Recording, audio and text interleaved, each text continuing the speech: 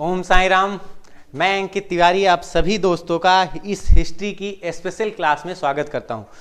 दोस्तों, टाइम का थोड़ा चेंजमेंट हुआ है। आप सबको कल मैसेज मिल ही गया होगा कि शेड्यूल थोड़ा चेंज हुआ है। अब मेरी क्लास शाम को 6 बजे से होगी और इसके बाद अब आपको लगातार क्लासेस मिलेंगी।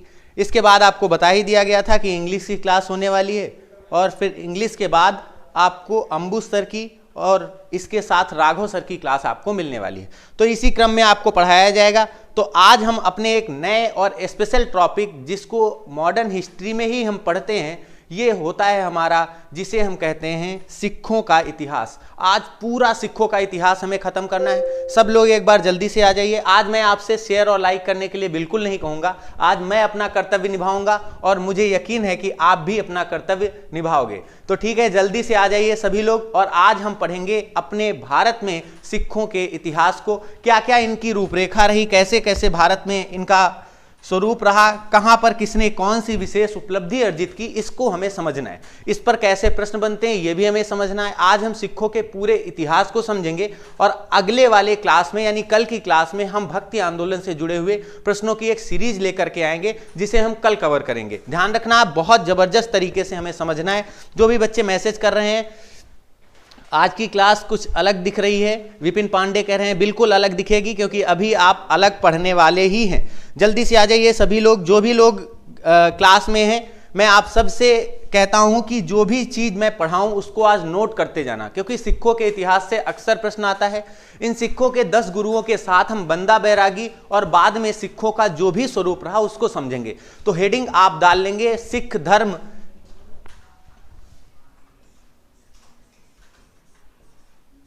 सिख धर्म। इसको सिख क्यों कहते हैं, बाद में इसको सिख कैसे कहा गया, वो आपको समझना है। शुरुआत में इसको सिख नाम से जाना जाता था। ध्यान से समझना, इस सिख धर्म में टोटल आपको 10 गुरु पढ़ने को मिलेंगे।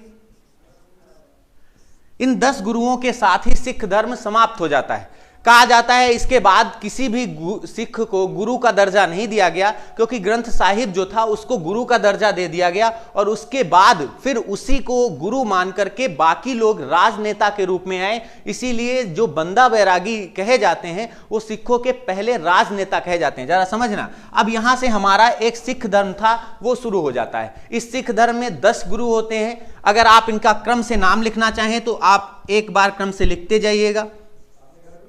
गुरु नानक, फिर इसके बाद इन्होंने ही अपने शिष्य अंगद को अपना शिष्य बनाया और उसके बाद उत्तराधिकारी बना दिया। फिर इसके बाद अंगद के बाद अमरदास आते हैं। फिर इसके बाद अमरदास के बाद फिर आते हैं रामदास, जो इन्हीं के दामाद थे। फिर इसके बाद में आते हैं गुरु अर्जुन देव।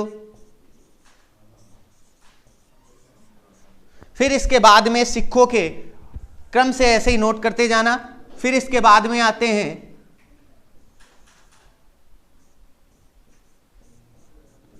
हरगोविंद। फिर इसके बाद आते हैं हर राय और फिर इसके बाद हरिकिशन। फिर इसके बाद में गुरु तेग बहादुर और फिर इसके बाद में सिखों के आखिरी गुरु गोविंद सिंह आते हैं। इनके नाम के आगे सिंह शब्द जुड़ा है, इसका भी एक कॉन्सेप्ट है, वो भी हमें समझना है। ध्यान से समझना। जो भी बच्चे क्लास में आ चुके हैं उन सब का स्वागत है। विशाल रस्तोगी कह रहे हैं सर पीडीएफ कब और कहां से मिलेगा। बेटा कॉन्सेप्ट समझ लो, पीडीएफ की जरूरत ही नहीं पड़ेगी। आज की क्लास में आपको इतना जबरदस्त मटेरियल मिलने वाला है कि आप खुद यकीन नहीं करोगे कि क्या इतना आपको समझ में आने वाला था। ये पहले थे, ये दूसरे थे, तीसरे, चौथे, पांचवें, छठे, सातवें, आठवें, नवें और ये 10वें। फिर इसके बाद में बंदा बैरागी आते हैं, उनका एक अलग इतिहास है। तो अब जरा आप हेडिंग डाल लो गुरु नानक देव और इनसे ही हम अपनी क्लास को शुरू करते हैं।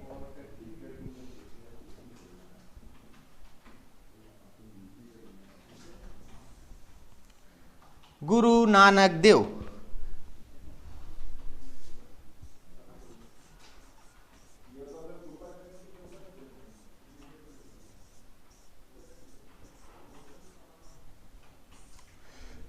गुरु नानक देव का जन्म कहा जाता है तलवंडी पाकिस्तान में हुआ, जो वर्तमान इस समय में ये हमारे ननकाना साहिब के नाम से भी जाना जाता है। ध्यान से समझना, इनके बारे में कहा जाता है कि जब इनका जन्म हुआ तो वर्ष 1469 का वो सन था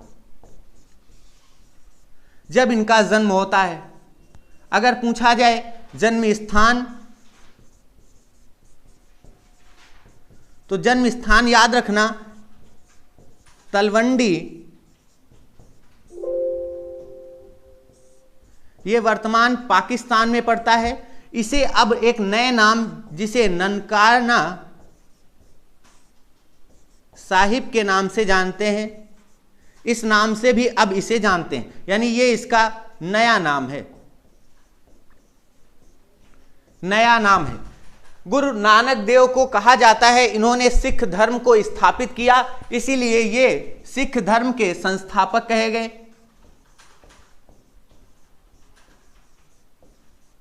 धर्म के संस्थापक कहे गए। सिखों का इन्हें पहला गुरु माना जाता है। इन्होंने ही लंगर प्रथा शुरू की है, लंगर प्रथा शुरू की, यानी मुफ्त में गरीबों को भोजन कराना, यही लंगर प्रथा थी, समझ लेना। फिर इसके बाद में मुफ्त भोजन कराना, यही लंगर प्रथा थी। लेकिन इन्होंने रेगुलर भोजन नहीं दिया, यानी इस लंगर में रोज भोजन कराया जाए, ऐसा अभी गुरु नानक देव ने कोई व्यवस्था नहीं की थी। यानी इनके समय अनियमित तरीके से लंगर व्यवस्था थी, यानी अगर किसी दिन शुरू किया गया तो अगले दिन व्यवस्था ना होने के कारण इसे बंद भी कर दिया जाता था। फिर इसके बाद इन्होंने जपजी नाम से अपने उपदेश जो थे उनको संकलित कराया। जपजी इनके खुद के उपदेश हैं, इनके बारे में कहा जाता है ये छोटी छोटी अपने आप में कविताएं हैं, और इन कविताओं को ही, गौर से समझना, इन कविताओं को ही सिखों के 5वें गुरु गुरु अर्जुन देव ने ग्रंथ साहिब में संकलित किया। जरा समझना, इसी को ही आगे चलकर सिखों के 5वें गुरु अर्जुन देव ने ग्रंथ साहिब के नाम से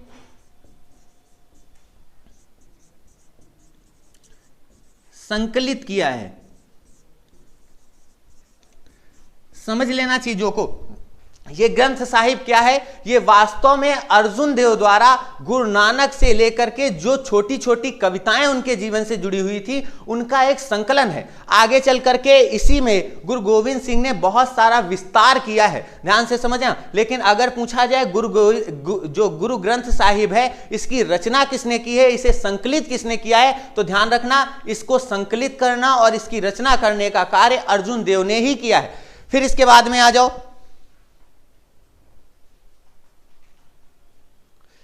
रूपा कह रही हैं सर भक्ति काल पूरा नहीं हुआ। बेटा उसमें सूरदास बचे हैं, मैं उनको पूरा करा दूंगा। फिर आ जाओ इसके बाद सोनू अहिरवार कह रहे हैं सर 6 PM से क्लासेस चलेंगी। बिल्कुल 6 PM से ही क्लासेस चलेंगी।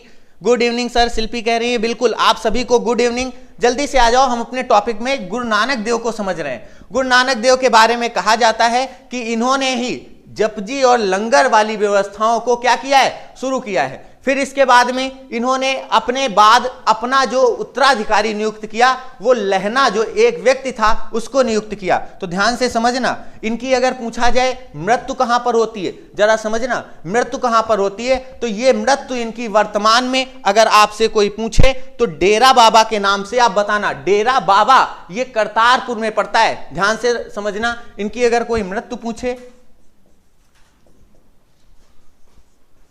डेरा बाबा ये करतारपुर में पड़ता है,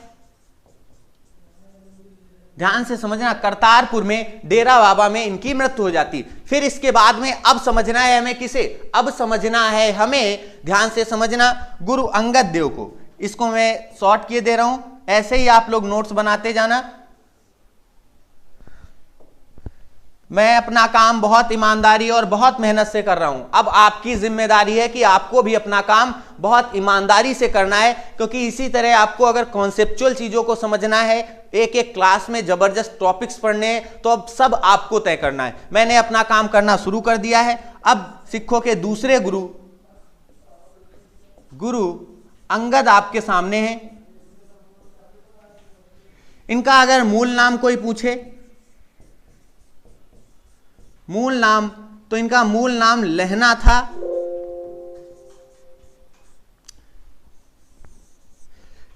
लहना के नाम से ये अपने एक तरह से मूल नाम से फेमस थे। इन्हें अंगद का नाम गुरु गोविंद सिंह, गुरु नानक देव ने ही दिया था। ध्यान रखना, अंगद नाम नानक देव ने ही दिया। इन्होंने लंगर व्यवस्था जो गुरु नानक देव ने शुरू की उसे नियमित कराया, यानी रोज अब लंगर होंगे। लंगर व्यवस्था नियमित कराई। इस लंगर व्यवस्था के कारण गुरु अंगद देव आम जनमानस में बहुत प्रसिद्धि को पाते हैं। फिर इसके बाद में इनके बारे में कुछ और चीजें फेमस हैं, जैसे इन्होंने गुरुमुखी नाम से, गुरुमुखी जो वर्तमान में आप पंजाबी की लिपि मानते हैं,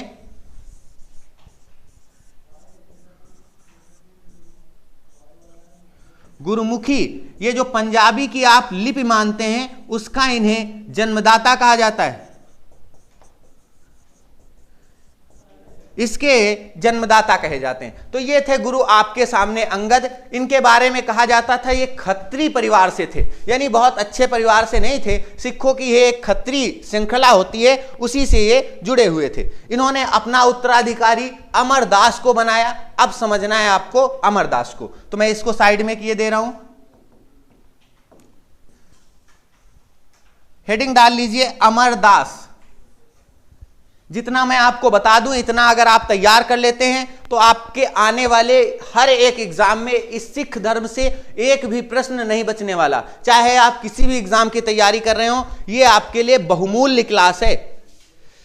प्रज्ञा मिश्रा कह रही हैं डेरा बाबा, बिल्कुल इसी तरह आपको बस सर डेली क्लास होगी, बिल्कुल। अब आपकी 6 बजे शाम को डेली क्लास होगी, 6 से 7 में आपकी क्लास हिस्ट्री की स्पेशल क्लास होगी, ली जाएगी। इसके साथ साथ ही शेड्यूल जैसा बनेगा वैसा आपको बता दिया जाएगा। अगर किसी दिन क्लास को लंबा बढ़ाना होगा तो 6 से पहले का टाइम निर्धारित कर दिया जाएगा, उसी अनुसार आपको बताया जाएगा। ध्यान रखेंगे, इस बीच में आपको कई दिन बीच बीच में हिंदी भी पढ़ने को मिलेगी, और वो मेरे द्वारा ही पढ़ने को मिलेगी। अभी तक आप हिंदी को समझते थे, कैसे हिंदी पढ़नी है, एक एक चीज को आप रटते थे, वो यहाँ नहीं है। यहाँ पर एक ही क्लास में हर चीज पूरे कॉन्सेप्ट के साथ बताई जाएगी। फिर इसके बाद अगली क्लास में आपको उस चैप्टर के क्वेश्चंस अच्छे अच्छे करा दिए जाएंगे। ध्यान रखेंगे। तो इस तरह आपको क्या करना है, आपको तैयार करना है।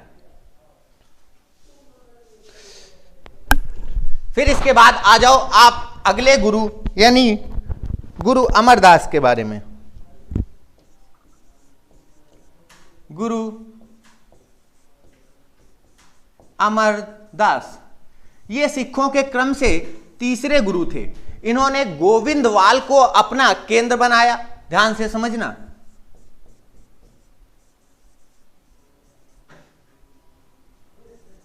गोविंदवाल ये इनका केंद्र था। ये पेपर में प्रश्न पूछा गया, इसलिए आपको लिखाया जा रहा। फिर इसके बाद में कहा जाता है अकबर ने इनकी पुत्री को भूमि दान किया था। अकबर ने इनकी पुत्री को भूमिदान किया। इस भूमिदान में याद रखना, भूमिदान के कारण कहा जाता है अकबर किसके समकालीन थे, तो अकबर अमरदास के भी समकालीन थे। यानी अमरदास अगर आपसे कोई पूछे तो ये अकबर के समकालीन भी आपको मिलेंगे। फिर इसके बाद में इन्होंने जाति प्रथा पर एक तरह से बहुत गहरा प्रहार किया, और इन्होंने एक नारा दिया कि जो व्यक्ति लंगर खाकर आएगा वही मुझसे मिल सकेगा। यानी इन्होंने लंगर में भोजन करने वालों को ही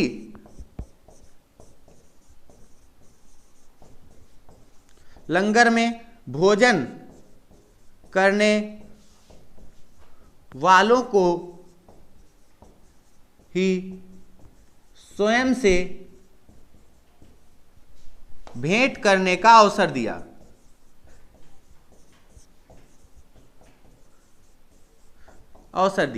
तो इस तरह इन्होंने एक और अच्छी व्यवस्था की। ये कहा जाता है जातिवाद पर बहुत गहरा एक तरह से प्रहार था जो इन्होंने किया था। फिर इसके बाद में कहा जाता है इन्होंने ही जो सिखों की शादी की परंपरा थी, यानी सिखों की विवाह की जो परंपरा थी, सिख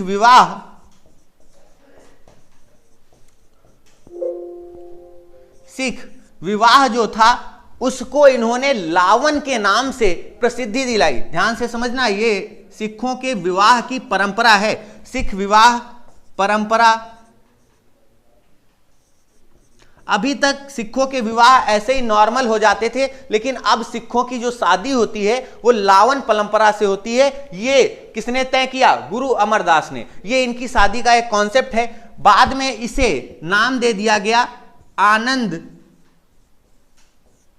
कारज का। ये नाम याद रखना, ये पीसीएस का प्रश्न है, क्योंकि याद रखना हम लोग कॉन्स्टिट्यूशन में अपने संविधान में पढ़ते हैं कि हमारे यहाँ सिखों को, बौद्धों को, जैनों को और हिंदुओं को हिंदू मैरिज एक्ट के तहत विवाह कराया जाता है। लेकिन 2012 में ये एक्ट पारित किया गया कि अब सिखों के जो विवाह होंगे वो सिख अधिनियम आनंद कारज के तहत 2012 के अनुसार होंगे। यानी ये एक्ट 2012 में पारित किया गया और सिखों के अब जो विवाह होते हैं वो आनंद कारज अधिनियम 2012 के अनुसार दर्ज किए जाते हैं। ये मेरी बात याद रखना। फिर इसके बाद में कहा जाता है ये अमरदास की ही देन थी। अमरदास के बाद फिर इनके उत्तराधिकारी के रूप में इनके दामाद स्वयं रामदास आ जाते हैं। उनको अब आपको समझना है, तो हेडिंग डाल लो रामदास। याद रखना, एक प्रश्न पूछा जाता है अकबर ने स्वयं किससे भेंट की थी? तो याद रखना अकबर ने इन्हीं की पुत्री के विवाह में भेंट की थी और भूमि दान किया था। फिर इसके बाद में इन्हीं का दामाद यानी इस पुत्री का ही पति आता है रामदास। तो हेडिंग डाल लो रामदास। कॉन्सेप्ट समझते जाना, एक भी सिखों पर आने वाला प्रश्न क्या नहीं होगा, छूटेगा नहीं। तो हेडिंग डाल लो रामदास। ये अकबर के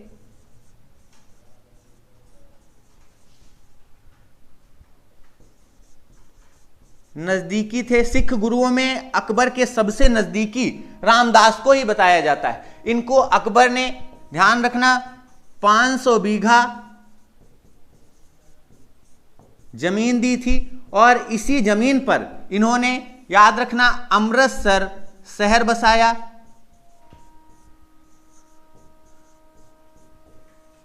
इसी भूमि पर इन्होंने अमृतसर शहर बसाया।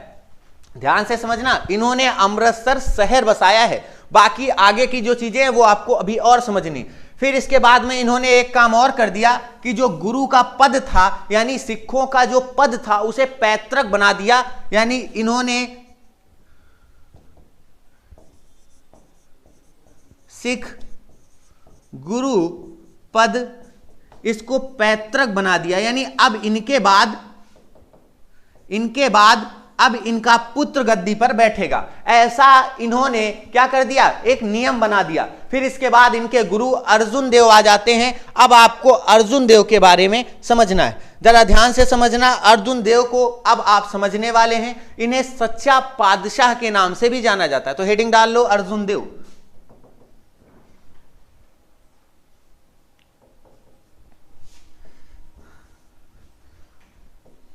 मजा आ रहा है? समझ में आ रहा है कि नहीं? समझ में आ रहा है तो एक बार कमेंट करके बता दो कि समझ में आ रहा है। सब लोग एक बार क्या कर दो, एक बार कमेंट करके बता दो कि सबको समझ में आ रहा है। देखो मजा तभी आएगा जब आप चीजों को बहुत अच्छे से समझोगे और क्या करोगे, नोट करोगे। सर कोई एसएमएस, बेटा जल्दी से आ जाओ सब लोग।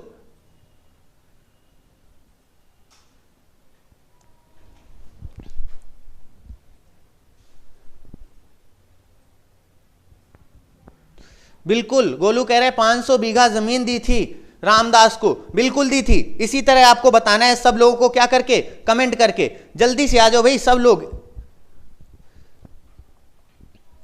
अभी आपको बहुत सारी चीजें समझनी है। अब आपको सबसे महत्वपूर्ण गुरु किसके बारे में समझना है, अर्जुन देव के बारे में। पूजा ठाकुर कह रहे हैं यस सर समझ में आ रहा है। प्रमोद कुमार जैन कह रहे हैं सुपर सर बिल्कुल समझ में आ रहा है। सचिन पांडे, अच्छा किसी को कोई दिक्कत तो नहीं हो रही, मजा आ रहा है ना? एकदम धमाकेदार तरीके से समझेंगे, एकदम धमाकेदार तरीके से समझेंगे। अब जरा आ जाओ सिखों के इस गुरु अर्जुन देव के बारे में समझना है।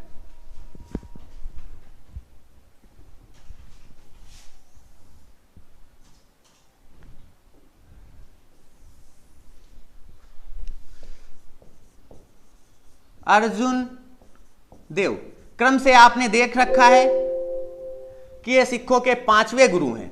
जब ये गद्दी पर बैठते हैं तो वर्ष था 1581 और 1606 ईस्वी में इनको मृत्युदंड मिलता है। वो कैसे मिलता है वो अभी आपको समझ में आएगा। कहा जाता है जब ये गद्दी पर बैठे तो इनको बहुत सारी चीजों के लिए जाना जाता है, इसी कारण इनको सच्चा पातशाह कहा गया, यानी एक अच्छा शासक इनको कहा जाता है। इन्होंने ही 1589 में, याद रखना 1589 में अमृतसर और संतोषसर तालाब बनवाए। ध्यान से समझना, अमृतसर और संतोषसर ये तालाब बनवाए। क्या करवाए? तालाब बनवाए। याद रखना अमृतसर यानी ऐसा सरोवर जहां पर अमृत हो, और संतोषसर यानी ऐसा सरोवर जिसमें संतोष का पानी मिलता हो। ये ऐसा इन्होंने 1589 में बनवाया। फिर इसके बाद में ये जो तालाब था, क्योंकि इस नगर यानी अमृतसर शहर की स्थापना तो आपने पहले ही देख ली कि ये रामदास ने करवाई थी, लेकिन अब जरा समझो, कहा जाता है इसी अमृतसर तालाब में, ध्यान से समझना, अमृतसर तालाब में बीचों बीच में इन्होंने स्वर्ण मंदिर, जिसे हर साहिब मंदिर भी बोलते हैं, ध्यान से समझना, हर साहिब मंदिर भी बोलते हैं, इसका निर्माण कराया। पूछा जाए कब कराया तो 1589, ध्यान रखना कब कराया तो इसी 1589 के वर्ष में। तो इस तरह करके इन्होंने क्या किया है, एक मंदिर बनवाया है जिसे गोल्डन टेम्पल, यानी इस मंदिर के नाम से, स्वर्ण मंदिर के नाम से जानते हैं। आप सबने इसको देखा होगा। फिर इसके बाद में कहा जाता है इन्होंने ही 1604 ईस्वी में गुरु ग्रंथ साहिब को संकलित कराया। गुरु ग्रंथ साहिब को संकलित कराया। तो इस तरह करके इन्होंने एक जो पुस्तक थी, जो वास्तव में क्या था, मैंने अभी आपको बताया, जपजी जो कविताएं थी, किसकी कविताएं थी, ये नानक देव की जो कविताएं छोटी छोटी थी, उनमें वो उपदेश दिया करते थे रचनाओं के माध्यम से, उनको इन्होंने संकलित करा दिया और इसे ग्रंथ साहिब के नाम से दर्ज कराया। इनका नाम ग्रंथ साहिब में लिखा हुआ है, ध्यान से समझना। फिर इसके बाद में कहा जाता है कि जब इन्होंने 1604 में इस गुरु ग्रंथ साहिब को संकलित करा लिया तो आगे चल करके अकबर की डेथ हो जाती है 1605 ईस्वी में। आप सबने पढ़ा होगा 1605 में अकबर की डेथ हो जाती, और अकबर का मन था कि बादशाह कौन बने, बादशाह बने अकबर का पौत्र यानी सलीम, यानी जहांगीर का जो बेटा है खुसरो, यानी वो बादशाह बने। तो इन्होंने क्या किया, इन गुरु अर्जुन देव ने जो खुसरो था उसकी मदद कर दी। इस कारण मैं इसे शॉर्ट किए दे रहा हूं, जरा समझना, नोट करते जाना, ऐसे ही एक भी प्रश्न नहीं बचने पाएगा। फिर इसके बाद में कहा जाता है 1606 ईस्वी में इन्होंने शहजादा खुसरो की हेल्प कर दी, मदद कर दी। खुसरो कौन था आप बता सकते हो? खुसरो की मदद कर दी, जिस कारण जहांगीर क्या हो गया, जहांगीर नाराज हो गया और फिर इनको गुरु अर्जुन देव को मृत्युदंड दे देता है। तो याद रखना मृत्यु दंड दे दिया गया। समझ में आया? समझ में आया होगा, बिल्कुल समझ में आया होगा। ऐसे ही आपको समझना है, क्या करना है, एकदम जबरदस्त तरीके से आपको क्या करना है, बस नोट करते जाना है। आज मैं आपसे लाइक और शेयर के लिए कतई नहीं कहूंगा, मैं अपना काम पूरी ईमानदारी से करूंगा और आपसे भी उम्मीद की जाती है कि आप ऐसा ही कार्य स्वयं भी करेंगे, ध्यान रखेंगे। फिर इसके बाद में अब आपको समझना है किसके बारे में, अब समझना है गुरु हरगोविंद के बारे में, ध्यान से समझना। ये गुरु अर्जुन देव थे जिनका इतिहास 1606 ईस्वी से समाप्त हो जाता है। ध्यान रखोगे, इन्होंने सिखों से कर लेना भी शुरू कर दिया था, ये भी पॉइंट नोट कर लेना। कर लेना प्रारंभ कर दिया और कहा जितने सिख लोग हैं यानी जो सिख धर्म को मानने वाले हैं वो अपनी आय का 1/10वां हिस्सा गुरु के नाम दान करेंगे। किसके नाम करेंगे? गुरु के नाम दान करेंगे। तो ये कर व्यवस्था थी, कोई बड़ी चीज नहीं थी। सारे सिख मिलकर के इसको क्या करने लगे? देने लगे। जब ये सिखों के लोग कर इकट्ठा हो गया तो अब अगले आने वाले गुरु जो हरि गोविंद हैं उन्होंने एक सैन्य व्यवस्था बना ली। अब जरा देखना मजा अब आने वाला है, क्योंकि अभी तो क्या था, अभी तो जहांगीर ने बिना सेना रखे अर्जुन देव को एक तरह से मृत्युदंड दे दिया, लेकिन अब सामना किससे होगा? हर गोविंद से। जरा समझना, हर गोविंद, इनके बारे में कहा जाता है ये क्रम से तो छठे सिख गुरु थे, लेकिन इन्होंने सिखों के लिए एक सैन्य व्यवस्था बना दी। यानी इन्होंने सिखों के लिए क्या बना दिया? सेना बनाई और इनमें सैनिकों की भर्ती कराने लगे। इन्होंने कहा तुम मुझे कर मत दो, तुम मुझे कर मत दो, कर देने के बजाय जो गुरु के नाम पर आप टैक्स देते हो वो मत दो। क्या करो आप सेना में भर्ती हो जाओ और घोड़े लेकर के आ जाओ। ध्यान रखना, तो इन्होंने सेना कुछ इस आधार पर बनाई कि कर की जगह पर इन्होंने सैनिकों की और घोड़ों की एक तरह से कह सकते हैं मांग की। फिर इसके बाद में कहा जाता है इन्हें ग्वालियर में कैद कर लिया गया। यह काम जहांगीर ने किया था। ग्वालियर में किसने कैद किया? तो जहांगीर ने। क्यों कैद किया था? क्योंकि गुरु अर्जुन देव के ऊपर आरोप लगा था कि इन्होंने खुसरो से 2.5 लाख रुपए जो है वो अनुदान के रूप में लिया है। लेकिन जब अर्जुन देव से कहा गया तुम पैसे दो तो अर्जुन देव ने मना कर दिया। ये बात हरगोविंद जो इनके अर्जुन देव के बेटे थे वो देख रहे थे। उन्होंने कहा कि अब हमें क्या करना है, हमें पैसा नहीं देना है। और इसी पैसा ना देने के कारण जहांगीर ने इन्हें ग्वालियर में कैद कराया और 2 वर्ष तक ये यहीं कैद में पड़े रहे। इस कैद से जब ये 2 वर्ष बाद ग्वालियर से लौट कर आए तो इन्होंने कुछ अच्छे कार्य किए जिसके बारे में आपको समझना है। जैसे इन्होंने अपना कीरतपुर को केंद्र बना लिया। अभी तक कीरतपुर यानी कश्मीर के पास जो पड़ता है उसको केंद्र किसी ने नहीं बनाया, इन्होंने कीरतपुर को केंद्र बनाया। और फिर इसके बाद में इन्होंने अपनी जो भी गतिविधियां थी इस कीरतपुर से संचालित की। ध्यान से समझेंगे, कीरतपुर से ही संचालित की। फिर इसके बाद में अब आते हैं सिखों के अगले गुरु यानी सिखों के 7वें गुरु।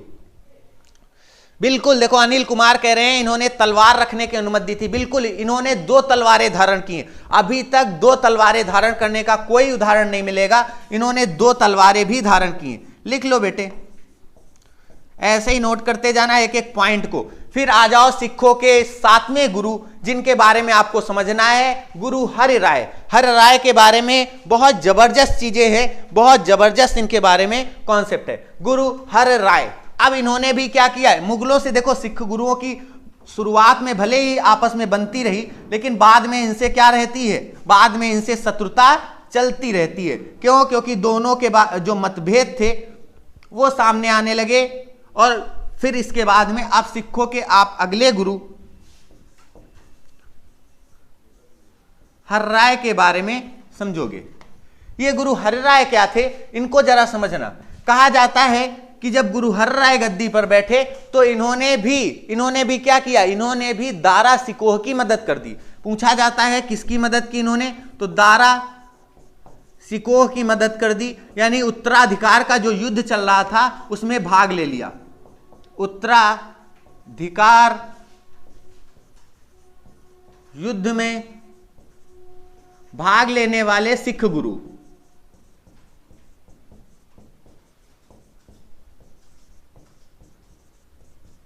सिख गुरु।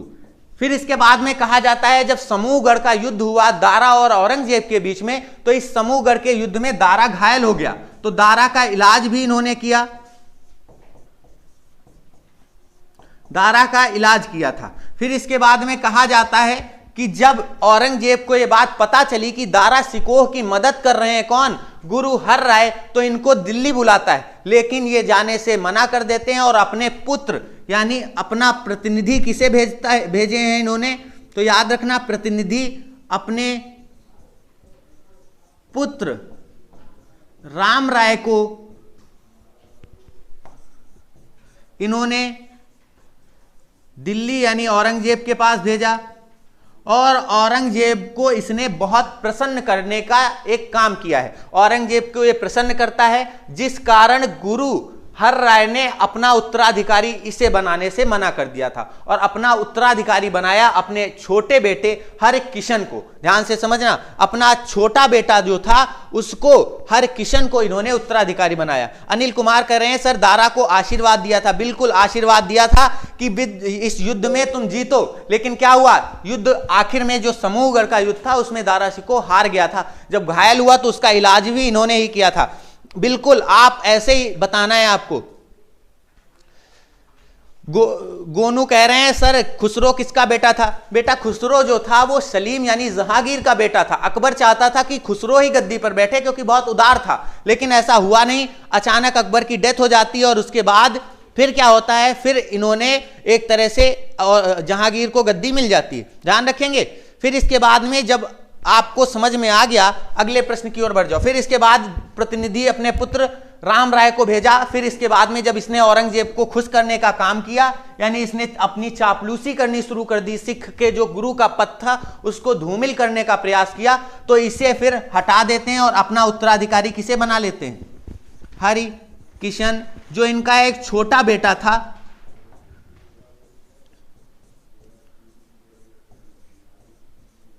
छोटे बेटे को उत्तराधिकारी इन्होंने बनाया। ध्यान रखेंगे। फिर इसके बाद में क्या होता है, एक प्रश्न इनके बारे में और पूछा जाता है कि वो कौन से सिख गुरु हैं जिन्हें आयुर्वेद का बहुत गहरा ज्ञान था। तो ध्यान रखना वो हर्राय थे। इन्हें ऋग्वेद के उपवेद, आयुर्वेद, ये याद रखना, ये ऋग्वेद का उपवेद है, ऋग्वेद का उपवेद। ध्यान रखना, इसका बहुत अच्छा इनको ज्ञान था। हर्राय के बारे में ये प्रश्न नोट कर लेना। क्या नोट करना है कि इनका एक कह सकते हैं हर्राय का आयुर्वेद के क्षेत्र में, यानी आयुर्वेद जो ऋग्वेद का उपवेद है उस पर बहुत गहरी पकड़ थी। समझ में आ रहा है? प्रिया मिश्रा कह रही हैं सर क्लास का टाइम चेंज हो गया क्या? बिल्कुल बेटा, क्लास का टाइम अब चेंज हो गया और क्लास क्या होगी, क्लास 6 बजे से स्टार्ट होगी और 7 बजे तक कंटिन्यू आपकी चलेगी। तो इस तरह कह के एक आपको जो हर राय थे उनको समझ लिया। फिर इसके बाद में अब आते हैं हरकिशन। ध्यान से समझना,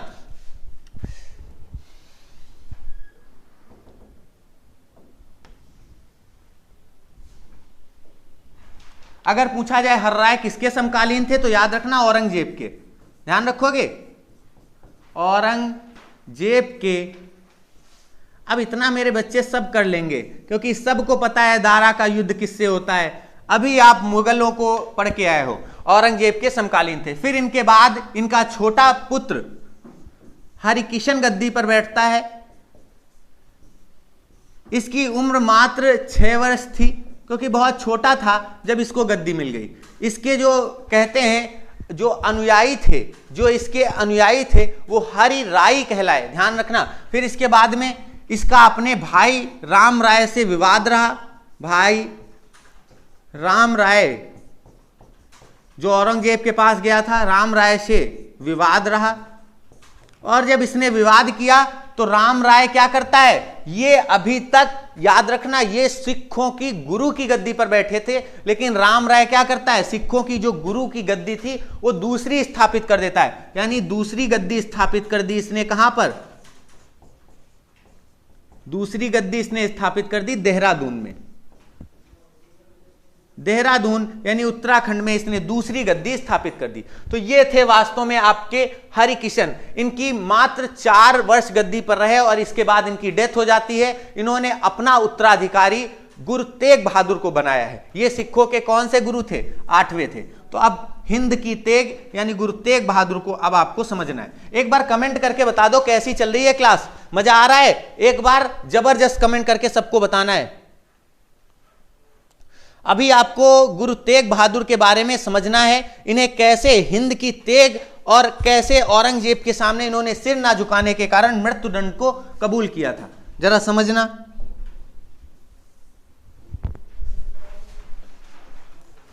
गुरु तेग बहादुर। गुरु तेग बहादुर के बारे में कहा जाता है ये गुरु हरगोविंद के छोटे बेटे थे। किसके बेटे थे? हरिगोविंद के छोटे बेटे थे। इन्होंने क्या किया है? इन्होंने हिंद की तेग के नाम से अपने आप को एक तरह से प्रचारित कराया। इसके बाद इनके बारे में बहुत सारी चीजें हैं, कैसे इन्होंने युद्ध किए औरंगजेब से, क्या इनकी व्यवस्थाएं नहीं, उनको जरा समझ लीजिए। सभी लोग कमेंट करके बताएंगे सर बढ़िया चल रही है क्लास, पूजा ठाकुर कह रही है, मयंक श्रीवास्तव कह रहे हैं मस्त चल रही है। बिल्कुल बेटा, मैं अपना काम पूरी ईमानदारी से करूंगा और अब आपकी बारी है, ध्यान रखना। फिर इसके बाद में गुरु तेग बहादुर जब गद्दी पर आते हैं, कहा जाता है गुरु तेग बहादुर शुरुआत में औरंगजेब के बहुत करीबी रहे। औरंगजेब के कहने पर, औरंगजेब के कहने पर असम अभियान पर गए। असम अभियान इन्होंने किया है। फिर इसके बाद में यहां पर जब असम अभियान पर ये जा रहे थे गुरु तेग बहादुर, तो यहीं रास्ते में यानी पटना के पास 1666 ईस्वी में, पटना 1666 ईस्वी में गुरु गोविंद सिंह का जन्म हो जाता है। गुरु गोविंद सिंह का जन्म हो जाता है। तो ये थे वास्तव में गुरु तेग बहादुर के पुत्र गुरु गोविंद सिंह, जिनका पटना में जन्म होता है जब असम अभियान पर ये जा रहे थे। फिर इसके बाद में कहा जाता है कि गुरु तेग बहादुर ने औरंगजेब से तब विवाद कर लिया जब गुरु तेग बहादुर के कहने के बावजूद भी इसने पंजाब में कर बढ़ा दिए, यानी पंजाब में कर वृद्धि, इससे टकराव हो गया किसके बीच में? औरंगजेब के साथ। अगर कारण पूछा जाए तो याद रखना, औरंगजेब से क्या किया था इन्होंने? पंजाब के किसानों के जो कर थे वो बढ़ाने के लिए जब इन्होंने मना किया गुरु तेग बहादुर ने, तब भी औरंगजेब ने बढ़ा दिया। तो इस मुद्दे पर ये चले गए पंजाब और उन्होंने वहां पर औरंगजेब का पूरा विरोध किया। फिर इसके बाद में कहा जाता है कश्मीर में जब धर्मांतरण चल रहा था, कश्मीर में धर्मांतरण चल रहा था, औरंगजेब करवा रहा था, तो इसके विरोध में गुरु तेग बहादुर ने एक अभियान चलाया। ध्यान रखना, इन्होंने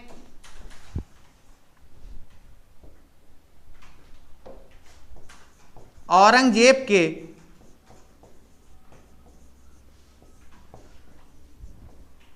धर्मांतरण का विरोध किया। धर्मांतरण का विरोध किया। देखो जितने प्रश्न मैं बता रहा हूं उतने तैयार कर लो, एकदम पर्याप्त है। इससे ज्यादा इन सिखों के बारे में कुछ नहीं पूछा जाने वाला।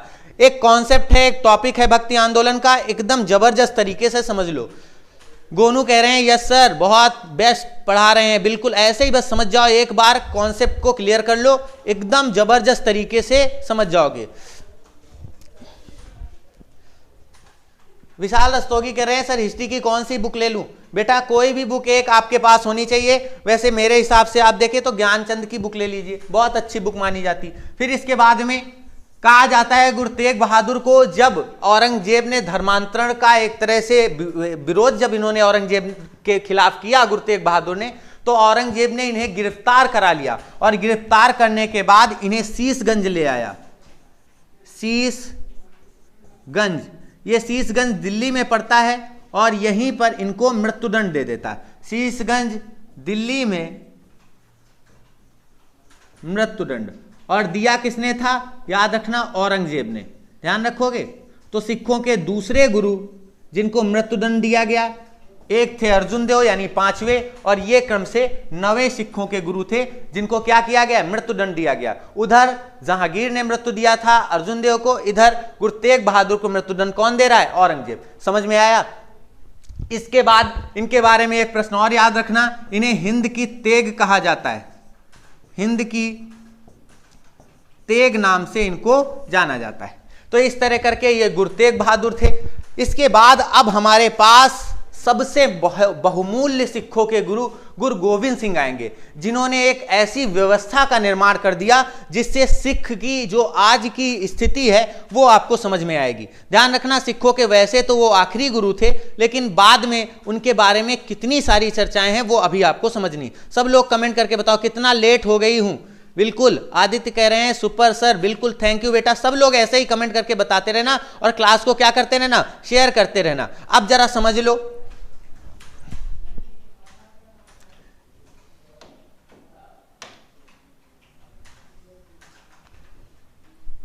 गुरु गोविंद सिंह।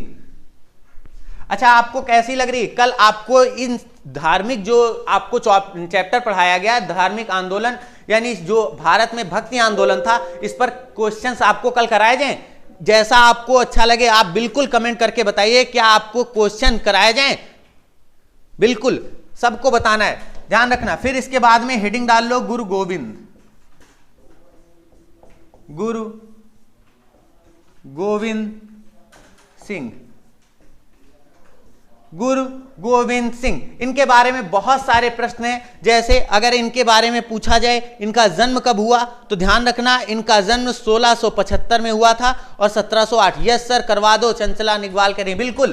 तो ध्यान रखना 1675 और 1708 याद रखना। इनका जो जन्म हुआ है वो आपको ध्यान रखना है पटना में जाते वक्त 1666 में हुआ है। ये इन्होंने 1675 में गद्दी पाई थी गुरु तेग बहादुर से, ध्यान रखेंगे तो याद रखना। और अगर कोई पूछे गुरु तेग बहादुर को फांसी कब दी गई, तो 1675 याद रखना। क्यों? क्योंकि इसके बाद गुरु कौन बन रहा है, गुरु गोविंद सिंह। बस ऐसे ही कॉन्सेप्ट को पकड़ते जाना। मैं बता सब दूंगा, बताया मैंने सब कुछ है, बस दिमाग आपको लगाना है, चीजों को कलेक्ट आपको करना है। अब आ जाओ गुरु गोविंद सिंह के बारे में। इनका अगर जन्म पूछे तो जन्म याद रखना 1666 में, और ये कहां पर हुआ है, तो पटना में। असम अभियान के तहत जब गुरु तेग बहादुर को औरंगजेब ने भेजा तो ये बड़ी राजी खुशी से जाते हैं गुरु तेग बहादुर, लेकिन बाद में विवाद हो जाता है इस्लाम स्वीकार करने के मुद्दे पर। तो इन्होंने मना कर दिया कि इस्लाम नहीं स्वीकार करेंगे, चाहे सिर काट दो मेरा। ऐसे थे गुरु तेग बहादुर। फिर इसके बाद में गुरु गोविंद सिंह जब गद्दी पर बैठे तो इन्होंने सिखों को एक सेना जो थी उसको फिर से मजबूत कराया, सेना को प्रशिक्षण दिलवाया, यानी सैनिकों को प्रशिक्षण इन्होंने दिलवाया।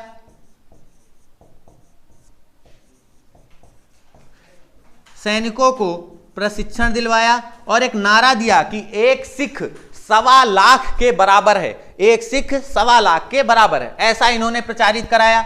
इसके साथ साथ इन्होंने खालसा की स्थापना की। खालसा अभी तक आपने पढ़ा होगा कि बहुत उपजाऊ जो भूमि होती थी, गंगा यमुना का दोआब का जो क्षेत्र होता था उसे खालसा भूमि कहा जाता था। लेकिन यहां खालसा जो है इसका दूसरा अर्थ है, जरा समझ लेना। खालसा का यहां पर आपको अर्थ समझना है कि शुद्ध जीवन, शुद्ध जीवन जीना, यही खालसा था। जब इन्होंने खालसा की स्थापना की तो वर्ष याद रखना, वर्ष कौन सा था, 1699 का वो वर्ष था। ध्यान रखना इसकी स्थापना 1699 ईस्वी में की गई खालसा की। शुद्ध जीवन जीने के बारे में कहा जाता है कि बैसाखी के दिन, गौर से समझना, बैसाखी के दिन, बैसाखी के दिन जो सिख लोग थे, यानी बैसाखी के दिन सिख लोग जो थे वो एक जगह इकट्ठे होते थे और यहां पर एक विचार विमर्श होता था कि कौन सिख धर्म को बढ़ावा देने के लिए क्या कितना अच्छा कर सकता है, कितना अच्छा अपना मार्गदर्शन दे सकता है। यहां पर क्या होता था, बैसाखी के दिन इस खालसा में याद रखना विचार विमर्श किए जाते थे और जो विचार अच्छे लगते थे उन्हें शामिल किया जाता था। 5 लोग ऐसे इसमें मिले, 5 लोग ऐसे इसमें मिले जिन्होंने सिख धर्म के लिए अपनी जान तक कुर्बान करने का जो लक्ष्य था वो बता दिया। कहने लगे मैं जान भी दे सकता हूं। तो इसी से पंच प्यारे की एक प्रथा निकलती है। पूछा जाता है पंच प्यारे की परंपरा किसने शुरू की, तो ये गुरु गोविंद सिंह ने ही शुरू की है। ध्यान से समझना, तो यही था पंच प्यारे। जब खालसा की स्थापना हो जाती है तो यहीं से पंच प्यारे की एक परंपरा निकलती है। समझ में आ गया होगा पंच प्यारे कौन थे, वो लोग जो सिख धर्म को और बढ़ावा देने के लिए अपनी जान तक कुर्बान करने को तैयार थे, वही पंच प्यारे थे। ध्यान रखना, पंच प्यारे की परंपरा शुरू की इन्होंने। सभी लोग, प्रिया मिश्रा कह रहे हैं नाइस क्लास सर, बहुत अच्छी जीके की कोई क्लास नहीं आ रही है सर। बिल्कुल, मयंक श्रीवास्तव कह रहे हैं हिस्ट्री के लिए। सब लोग एक बार कमेंट करके बता दो कैसा लग रहा है, कैसा लग रहा है क्लास में आकर के, कैसा आपको महसूस हो रहा है, कितना आप अपने आप को अच्छा समझ रहे हैं, क्या आपको सब चीजें समझ में आ रही हैं। अगर कोई दिक्कत होती है तो बिल्कुल कमेंट करके आप बता दीजिए, बिल्कुल सबको बताना है भाई। फिर इसके बाद आ जाओ इन गुरु गोविंद सिंह के बारे में कुछ और चीजें। ये थी इनकी पहली खालसा और पंच प्यारे की जो परंपरा, वो आप समझ गए। फिर इसके बाद में इन्होंने पंच ककार की एक व्यवस्था शुरू की। इस पंच ककार की प्रक्रिया में कहा जाता था सिखों को 5 चीजें धारण करना अनिवार्य कर दिया गया। अभी तक अनिवार्य नहीं था, अब अनिवार्य हो गया। यानी पंचकार के तहत 5 चीजें धारण करना अनिवार्य कर दिया। और ये अनिवार्य 5 चीजें क्या थी तो याद रखना, कंघा, केस, कड़ा,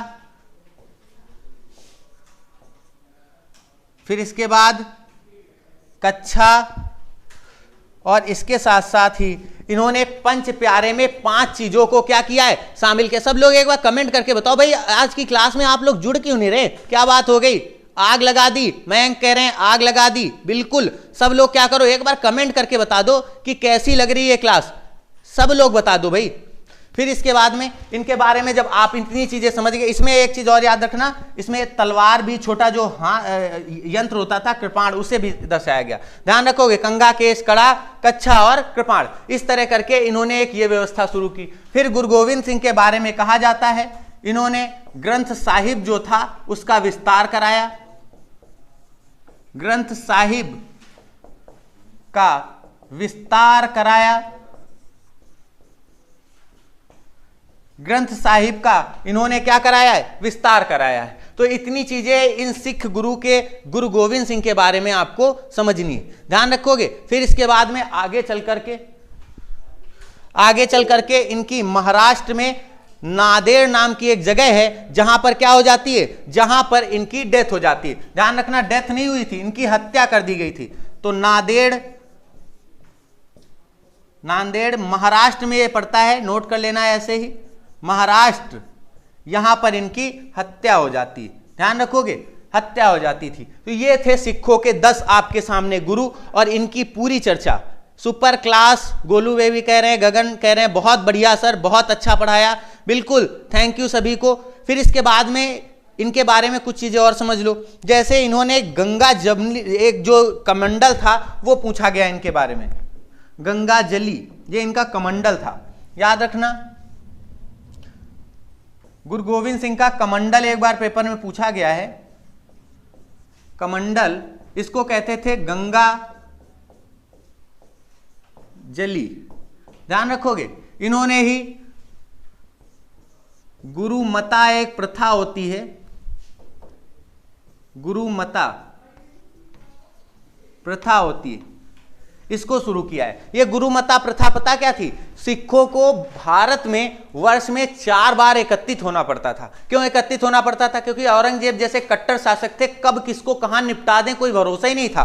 तो सिखों ने यह तय किया कि इस गुरुमता प्रथा के तहत सिख जो वर्ष में 4 बार इकट्ठे होंगे,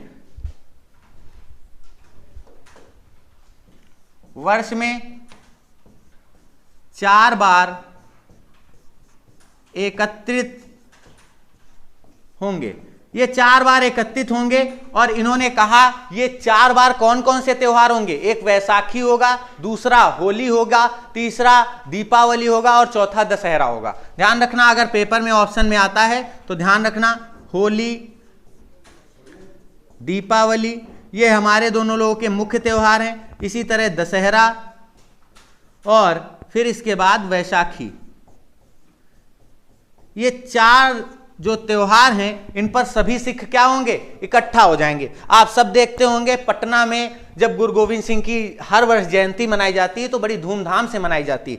तो इस तरह आपको क्या था, ये सिखों के 10 गुरु थे जिनको आप समझ गए। फिर इसके बाद में जब गुरु गोविंद सिंह की डेथ होती है तो उसके पहले ही इन्होंने गुरु ग्रंथ साहिब जो था, यानी जो सिखों की पवित्र पुस्तक थी, उसको क्या किया था, गुरु का दर्जा दिला दिया था। तो अब जरा इसके बाद समझ लेना, मैं इसको हटा दे रहा हूं, ऐसे ही नोट करते जाना एक एक पॉइंट को, कहीं ना कहीं किसी ना किसी मोड़ पे तो आप मुझे याद करोगे करोगे, ध्यान रखना। फिर इसके बाद में आते हैं बंदा बैरागी।